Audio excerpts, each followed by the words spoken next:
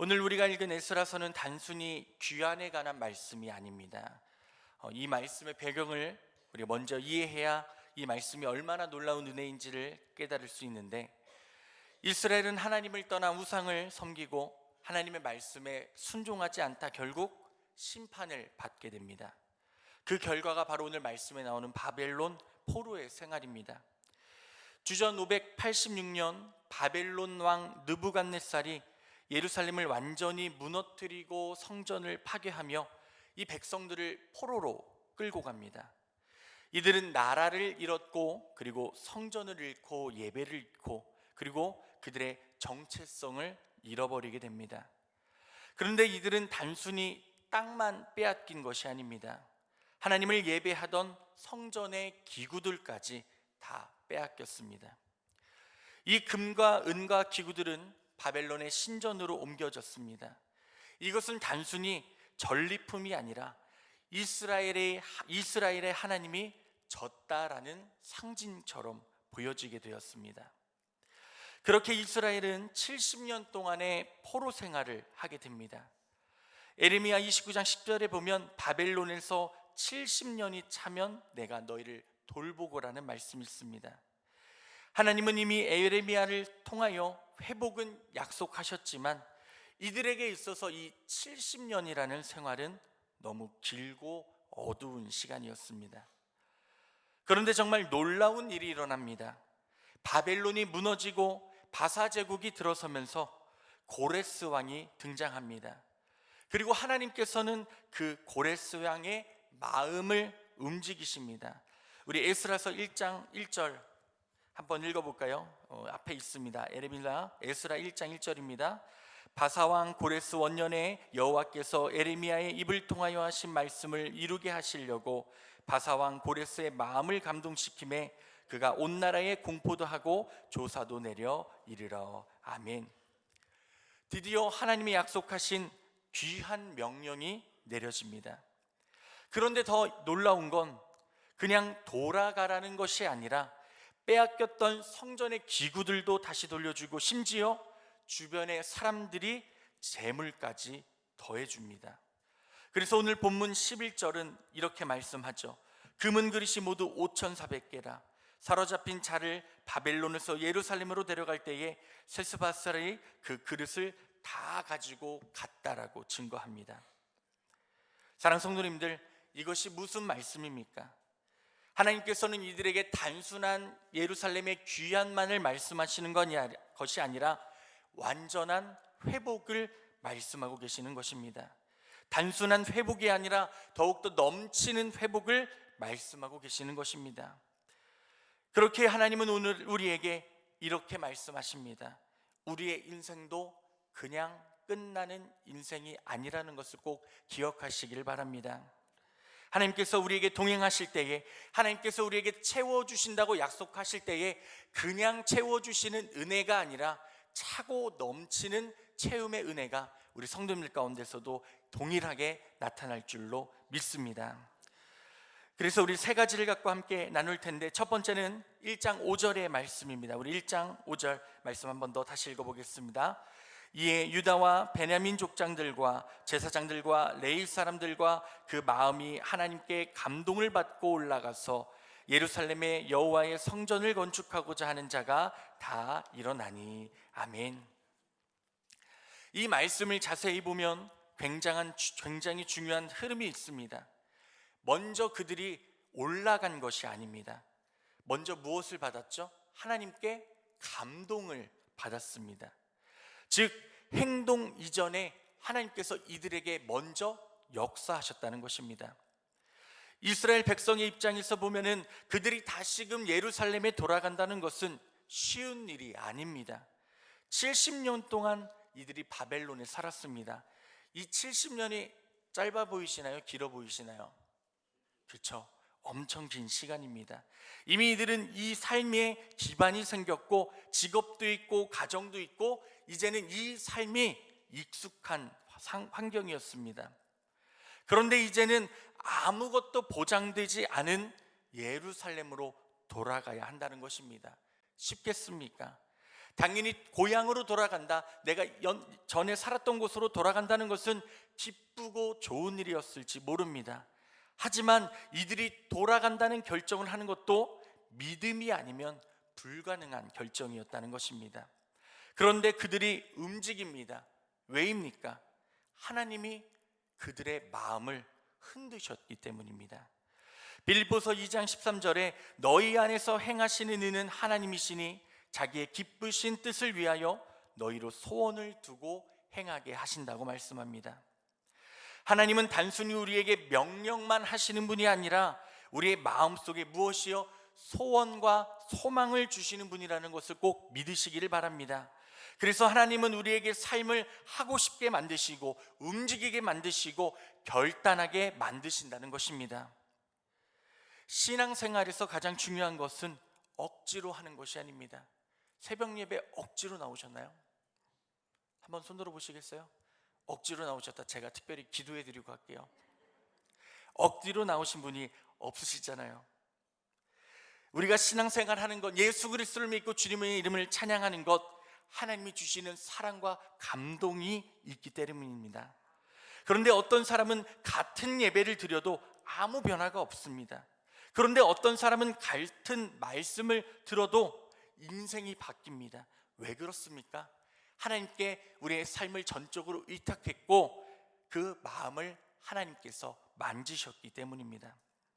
그리고 더 놀라운 것은 이 하나님의 감동이 한 사람에게만 머물지 않는다는 것입니다. 고레스 왕의 마음을 움직이시고 백성들의 마음을 움직이시고 결국에는 주변의 사람들의 마음까지 움직이시는 분, 그것이 바로 하나님의 사랑이며 하나님의 역사라는 것입니다. 한 사람이 변화되면 환경에 따라 움직이기 시작합니다. 우리 성도님들이 변화되면 우리의 교회가 더 믿음으로 변화될 줄로 믿습니다. 그래서 잠언 21장 1절에 보면 왕의 마음이 여호와의 손에 있음이 마치 보의 물과 같아서 그가 의미로 인도하시니라 라고 고백합니다. 우리 성도님들, 우리가 붙잡아야 할 진리는 바로 이것입니다. 사람을 바꾸려 하지 마십시오. 상황을 억지로 바꾸려고 하십시오. 그저 하나님께 집중하시기를 바랍니다. 그때에 하나님이 움직이사 우리가 기도하는 모든 제목들 가운데 하나님의 변화의 움직임이 있을 줄로 믿습니다. 그래서 요한계시록 3장 7절에 이렇게 말씀합니다. 그가 열면 닫을 사람이 없고 닫으면 열 사람이 없느니라. 오늘 이 새벽에 결단하십시오. 하나님, 내 인생을 만져주시고 내 마음을 감동시켜 주사 나의 믿음에 큰 변화가 나타나 하나님의 움직이심에 동행할 수 있는 우리 모든 성도님들의 믿음 되시기를 주님의 이름으로 축원합니다. 우리 에스라 1장 11절을 다시 한번 더 읽어볼까요? 1장 11절입니다. 금, 은그릇이 모두 5,400개라.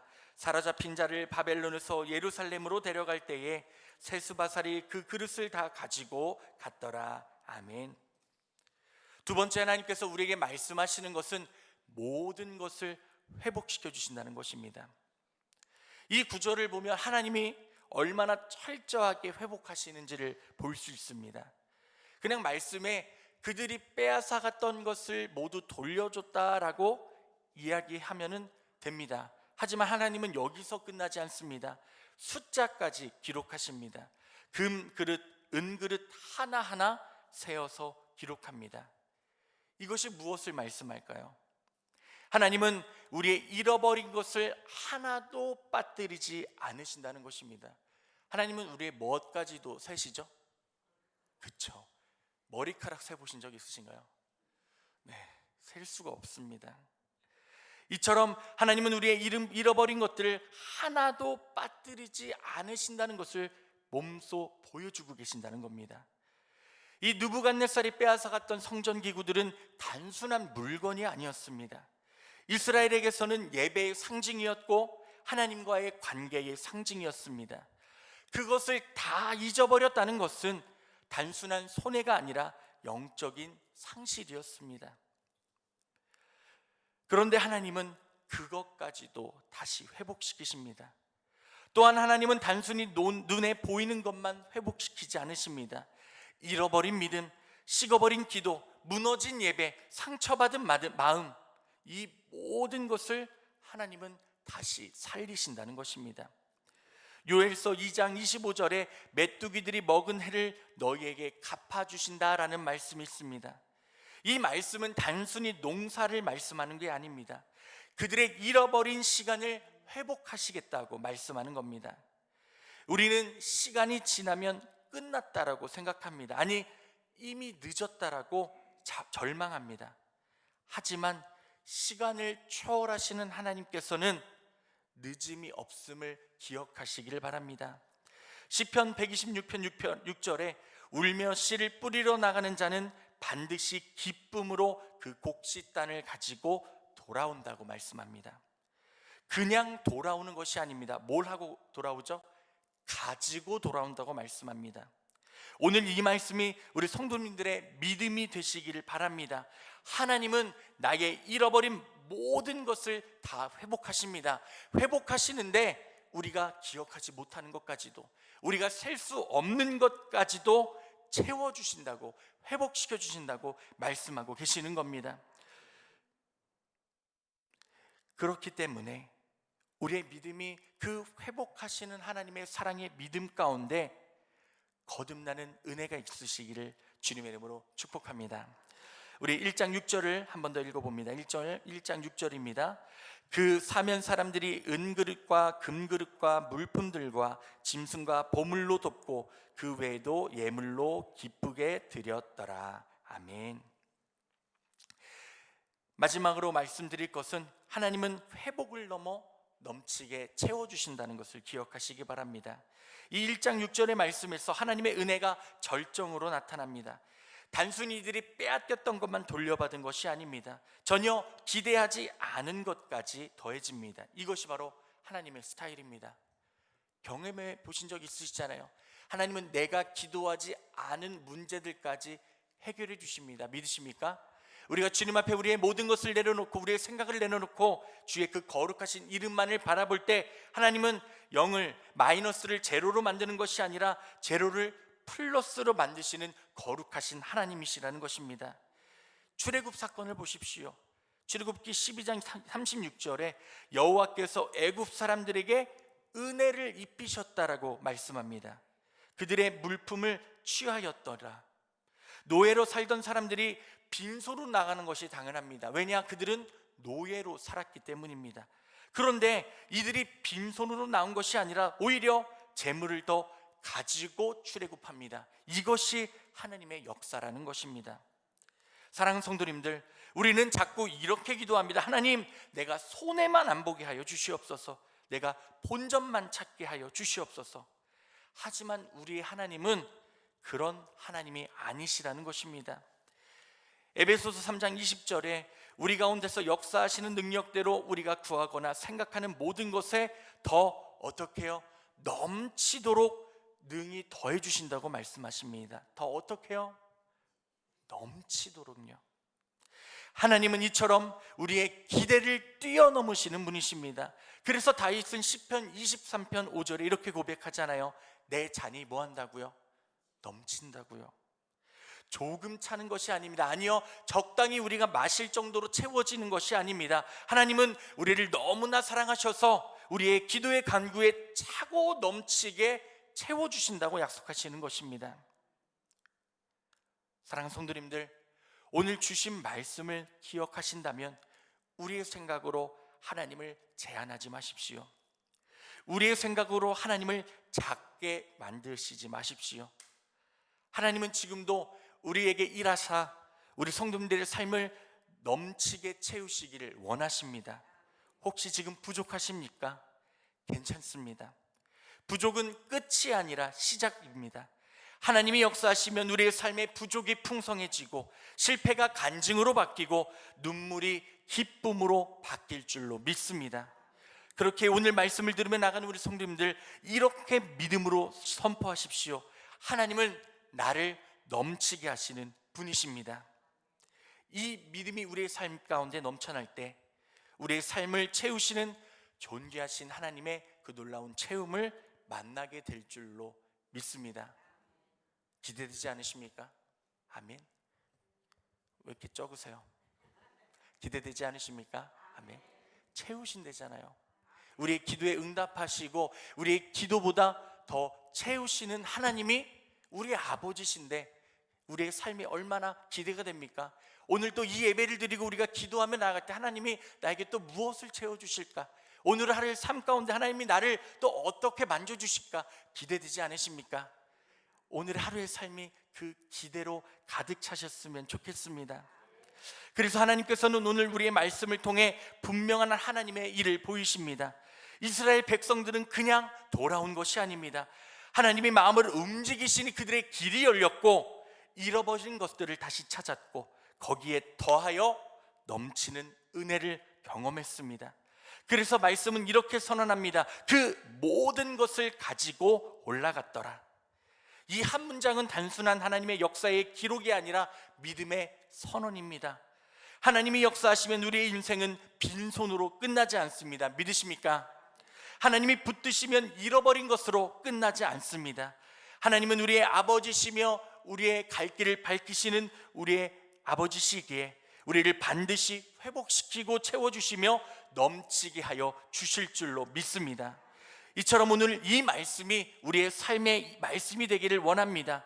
비록 지금은 우리의 삶이 잃어버린 것처럼 보이고 어렵고 풀리지 않고 부족한 것처럼 보일지라도, 지금은 막혀 있는 것처럼 보일지라도 하나님은 여전히 일하고 계시고 그 모든 것을 싸워 이겨나갈 때에 하나님께서는 준비하신 더 크고 아름다운 채우심을 우리에게 허락하여 주실 줄로 믿습니다. 그렇게 낙심하지 마십시오. 그리고 포기하지 마십시오. 왜냐하면 우리의 지존하신 하나님이 다 가지고 돌아올 수 있게 하여 주실 줄로 믿기 때문입니다. 그렇게 이 새벽에 이렇게 붙드시길 바랍니다. 하나님이 우리 성도님들의 믿음을 움직이십니다. 하나님이 우리의 잃어버린 것들을 다 회복시켜 주십니다. 그리고 회복시켜 주시는 것으로 끝나는 것이 아니라 넘치게 채워주시는 하나님이 이 시간 우리 모든 성도님들 가운데 함께 하심을 믿음으로 선포하시기를 주님의 이름으로 축복합니다. 우리가 이 믿음으로 오늘 하루도 살아갈 때 우리도 이렇게 반드시 고백하게 될 것입니다. 나도 하나님의 은혜 가운데 다 가지고 돌아왔습니다.